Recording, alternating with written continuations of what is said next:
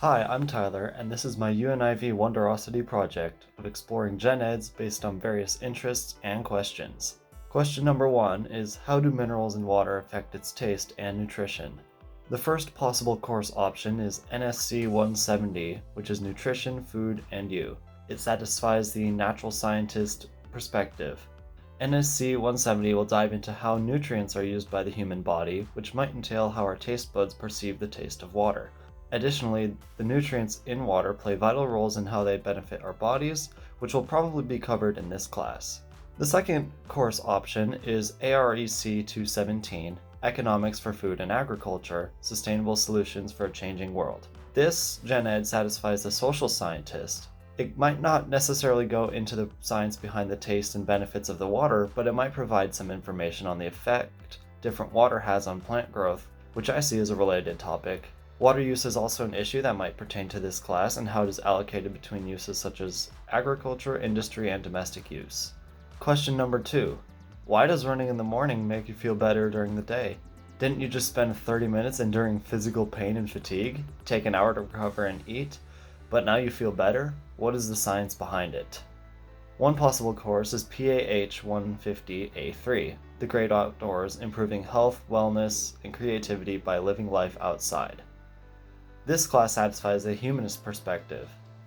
I think running is a great form of nature immersion because it gives you time to be away from technology and only with yourself, nature, and maybe another person who you happen to encounter outside.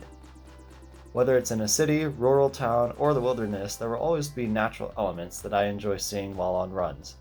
Being away from technology is good for mental health, and it would be covered in this class. The second class option is HPS 178, Personal Health and Wellness. This class satisfies the social scientist perspective. Personal health definitely includes exercise, so this class would provide maybe a more technical explanation of why you might feel physically good after exercising. Question 3. Is a person's personality and interest affected by the way they were raised or the brain chemistry since birth, also known as nature versus nurture? Why do the things that are good for us seem harder and less appealing? The first possible course is PSY 101, which is an introduction to psychology. Naturally, this satisfies the social scientist perspective. Basic psychology would probably touch on this subject a little bit. Psychology is an entire major on its own, and I know that's not really something that I personally want to study, but it could be interesting. The second class is PSY 150A1, the structure of mind and behavior. This class also satisfies social scientist. This class is also a general psychology class and an introductory level course. It doesn't really distinguish from PSY 101 in the course description, so I think that it might have more focus on the structure of the brain and why things work the way they do, just based off the title of the class. Question 4. Why is there so much dripping water at ENR2, and which engineering major will give me the best opportunities to work on renewable energy sources? The first possible course is CHEE 204, Water and Energy, Conventional and Alternative Systems. This course satisfies a natural scientist perspective. This class covers the water and energy uses, methods, and distribution, so it will definitely cover the second question and might provide insight into the dripping water and overall design of ENR2. The second class is BE 170A1, Water Use and Sustainability, also satisfying the natural scientist perspective. BE 170A1 focuses more on water interactions and sustainability, which might provide more answers to the ENR2 question than renewable energy, while it may be mentioned briefly in the class as well. Question 5.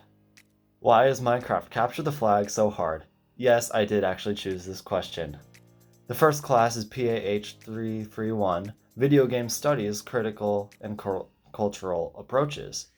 This course satisfies both humanities and building connections. In this scenario, the micro-analyses of specific games, technologies, companies, and playful practices will be useful in knowing how games are made and how they are played, as well as how they are intended to be played. The second class, PAH 231, Global Game Structures and Histories. This course satisfies the humanities and building connections as well. It studies the casual gameplay culture and LAN parties, both of which will definitely apply to this minigame my friends and I invented. The most surprising class that I found was PAH 160D3, which is Memes, the Art and Craft of Micro Storytelling. This class just sounds really interesting, and I was definitely not expecting to find a class like this at the U of A. I didn't think there would be this much to learn from memes. Overall, I found this assignment to be pretty straightforward, but also pretty interesting. I think that I found a class that I will take to satisfy the social scientist perspective, which is AREC 217, Economics of Food and Agriculture. While I do have some of the perspectives already complete, I think this is still a really good opportunity to just find out what classes are offered at the U of A.